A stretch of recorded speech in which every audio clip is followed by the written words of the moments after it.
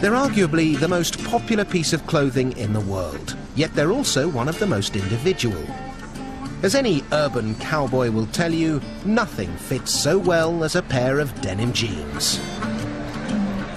Jeans were invented not long after the California gold rush, when a certain Mr. Levi Strauss began making miners denim work pants with copper rivets. To say he came up with a winner is something of an understatement. 450 million pairs are sold every year in the US alone, and worldwide the denim market is worth around $40 billion.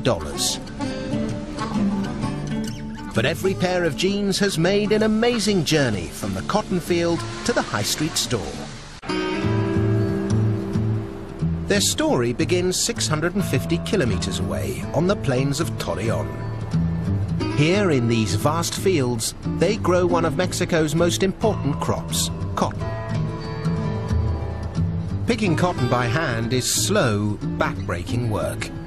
Each picker can only harvest around 50 kilos a day, and it's always a gamble whether or not all the cotton can be harvested before the weather changes. Fortunately, cotton farmer Juan Antonio has an ace up his sleeve: the mechanical cotton picker. In just 5 minutes, this machine can harvest as much cotton as a human picker can manage in a whole day. It works by using lifters to direct the cotton plants between rotating drums. These are attached to a series of spindles covered in barbs, which pluck the ripe balls of cotton from the stem. The cotton is then blown through a tube into a basket at the back. Once Juan has filled his truck, Francisco Gonzalez compresses the whole lot into massive bales ready for transportation. But for each ton of this harvest, there are 500 kilos of seeds, 100 kilos of leaves and other plant parts, and just 400 kilos of cotton fiber. So to separate the valuable fiber from the debris, it's sent to this 1950s vintage cotton gin.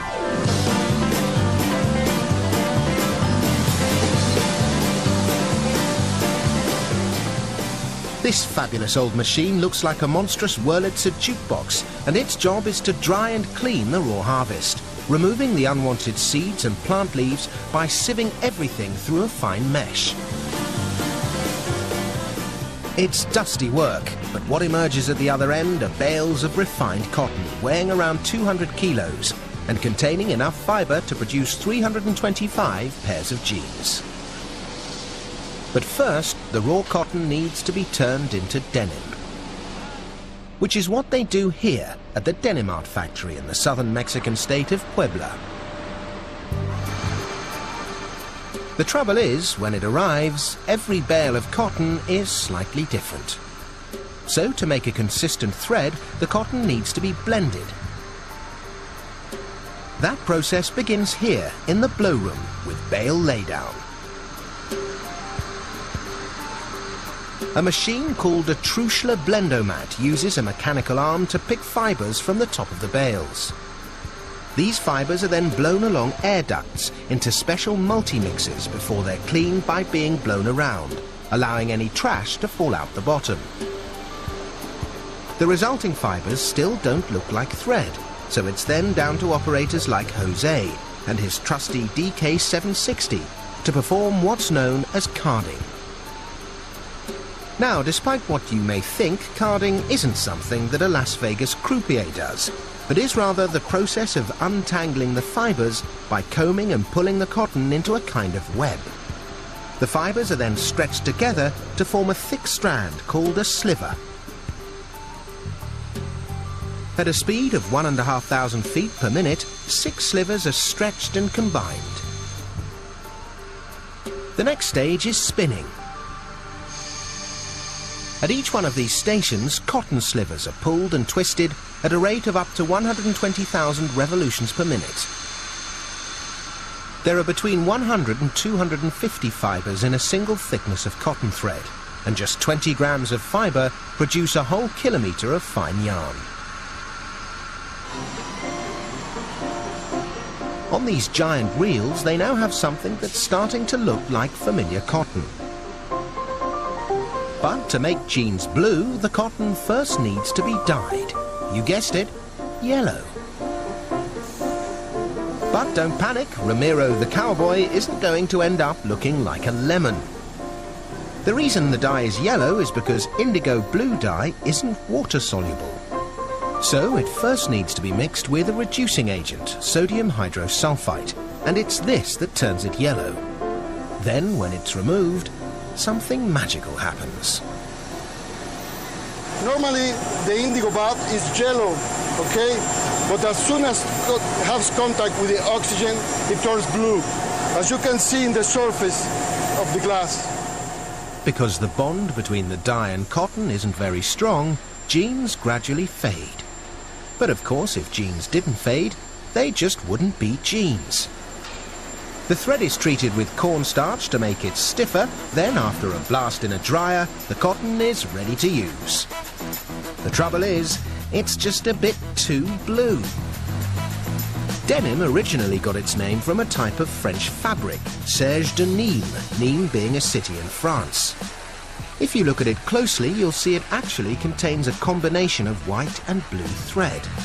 So, as the cotton is fed into the loom, it's blended with 1 strand of white to every 3 strands of blue.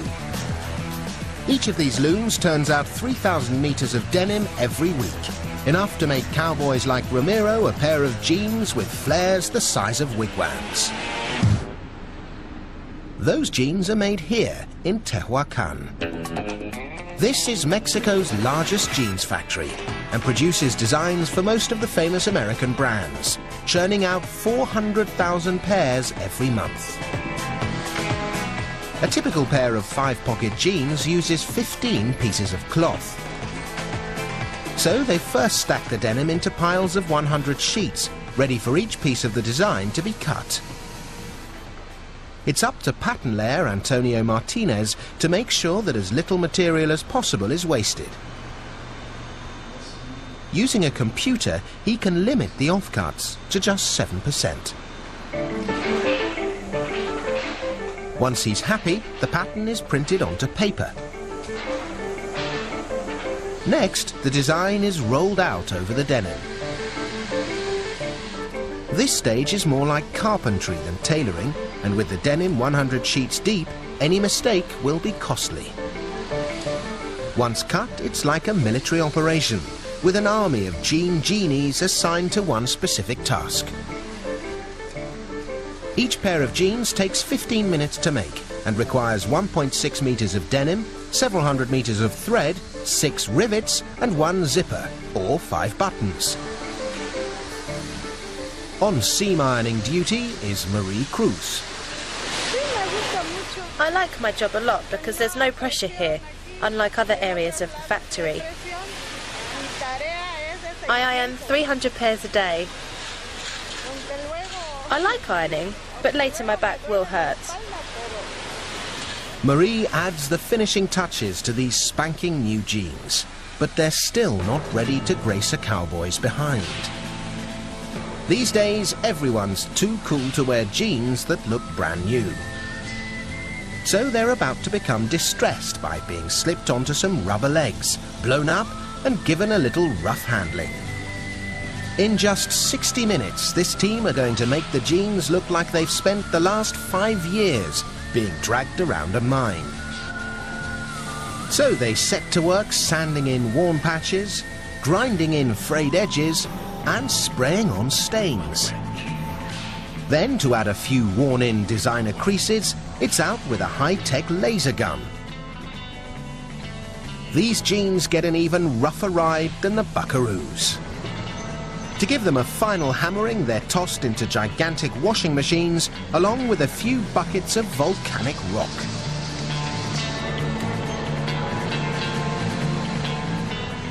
Once dried, the jeans are now shrunken and nicely worn in.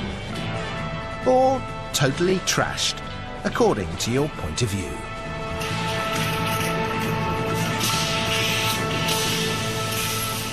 After a quick press and the obligatory label, so you know whether they're designer expensive or just cheap and cheerful, They're boxed and ready to be shipped to budding bronco busters everywhere.